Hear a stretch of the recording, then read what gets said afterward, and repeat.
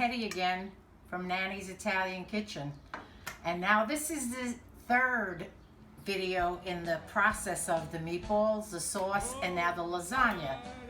I'm going to be making a big size lasagna, probably 2 of these because I have 15 people coming on Easter Sunday. And I have 2 pots of water that I'm going to boil for the lasagna noodles. I'm going to put, you put salt in here, salt the water very well, and also put a little bit of oil because you don't want the pasta to stick to each other. Okay, so the water is boiling. I've salted the water and I put a little oil in it for the lasagna noodles. And you know, I remember when we were kids, they had these weirdest expressions for putting up the pot. They used to say, throw the pot. I don't know what that meant, throw the pot, but that's what we'd say, throw the pot. When my sister got married, her husband said, what the hell are you talking about, throw the pot? But the most recent, after that, they would say, put up the pot. Where would we put it? We put it on the stove to boil it. So put up the pot, you put up the pot, you put oil and salt in it. And now I'm gonna cook the lasagna noodles. Don't let them overcook. In fact, you should undercook them because they're going to cook in the oven. So, you know, don't leave them in there until they get like mush. Okay, so this pasta is al dente. What I'm going to do is strain it, take all the water out. Ooh, I'm getting a facial. Put it in here in a bowl and mix it with a little bit of oil so the pasta doesn't stick together.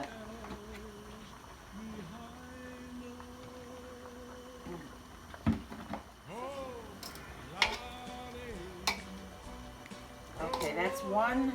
Now we're going to get the other one and do the same thing.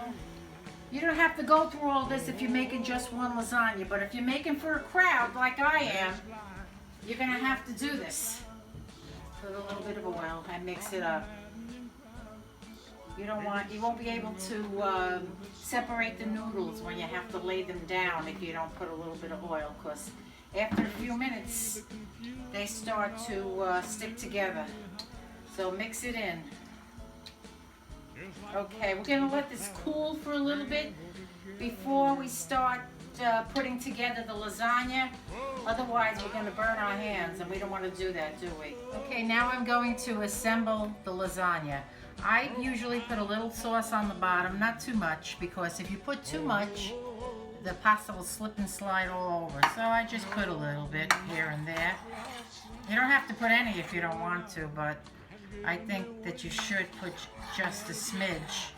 Now what I do is I lay the lasagna noodles and make sure that you cover everything.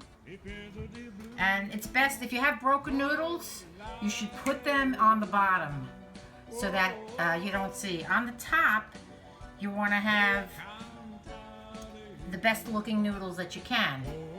Hi there, Lukey.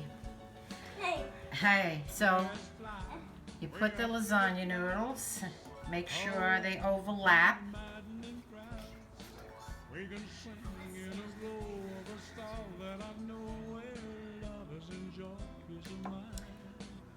Another broken one, but that's okay. They're not all going to stick together. You see how the oil makes them easy to separate? If you didn't put the oil after you strain the pasta, they would be sticking together like crazy. Okay, so I think stick another one here and another broken one here. Alrighty. Now you put the ricotta. Take the ricotta and you put it in. Put a lot of ricotta. Yeah, a lot. You can't put too much. Like that. If you put too much ricotta, it falls apart. I like to make it a day or 2 ahead of time so that when it's in the refrigerator, it sort of blends together, and when you take it out to cook it, it doesn't fall apart. Apart. Okay, here we go. Now, spread it around as best you can because the noodles are going to move. Use your hands when you can. They're clean. If you've been cooking for a while, they're clean, so don't worry about it. Or wash your hands in between each one. You could use shredded mozzarella if you want, but I find that if I use the regular mozzarella and I cut the slices, it makes it a little stringier. I like that. Okay, here we go. This is the first layer. Now what I'm going to do is take the mozzarella, put it across.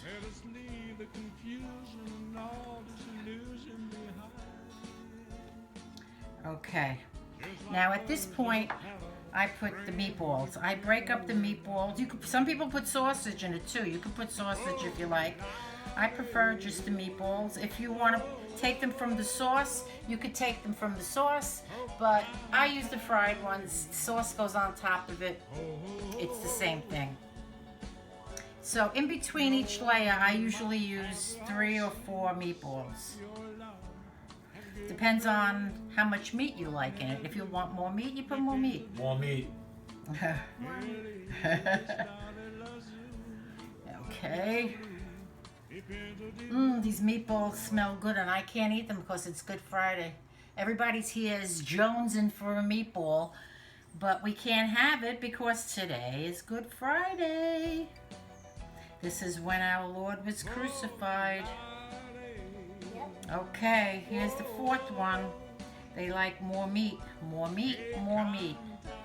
Okay, here we go. Okay. Now what I do here is I put some sauce. I don't put too much sauce because if you put too much sauce, it kind of falls apart. And then they put the sauce on top anyway. Don't drown it in sauce. Just leave it so that it has a little bit of sauce. And at this point, I throw on some grated cheese. Nothing. Everybody's dying for this lasagna for Sunday. I think I'm gonna have a piece too. Now that layer is all done. Now you're gonna put another layer of pasta on top. And cover it. Okay. What's Luke saying? I can't wait to have this on Easter. I just can't wait. Luke, my grandson's trying to be quiet because he knows I'm making the video. But he's the cutest little thing. He makes his own little videos. Uh-huh. Okay, uh-huh. Here we go. Over there, cover it up. Tuck it in if you have to. That should be good. And just keep doing that until you get up to the top. I usually get like 3 good layers out of this. Okay? Okay, so this is the last layer. I've done like, I think 4 layers here. You could do as many as you like, but I think I've done 4. And now this is the top layer. You should try to use the noodles that are not broken on the top so it looks a little better, but what you're going to do after you get all the noodles on top is you're going to squish it down so that it moves to the edges, because some of them don't have, this is good for the side, some of them don't have, you know, the edges don't have the ricotta, the mozzarella, the cheese, but when you squish it down, it moves everything. Like, keep doing that. And I try to put as much as I can on top. And then when, I don't put the sauce on it now, because this is going to go in the refrigerator because, as I said before, I like to make it a day in advance because it kind of settles in. Now, another one here. I'm going to fold this. You can fold it under, do whatever you want, get creative. But then, squish it down. Now, cover this with foil, put it in the refrigerator, And when you're ready to cook it, I would take it out like an hour and a half before time to try to get it a little bit more to room temperature. Then put sauce on it and put it in the oven. I would cover it with foil first, because if you don't, then all of these things get like crunchy, and although my sons love it when it gets crunchy, one of them does anyway. Even it out, and that's your lasagna. And when you bake it, depending on how cold it is, you could bake it for an hour if it's warm. If you were to take it right now and put it in the oven, I would bake it for an hour. But if you had it in the refrigerator and it was ice cold, I would bake it for an hour and a half at least. What temperature? At 350 to 375 degrees. Okay, so once again, until we meet again, have a happy Easter and bon appetit. And a-okay. No wonder my happy heart sings. Your love have given me wings. Sometimes the world is a valley of heartaches and tears.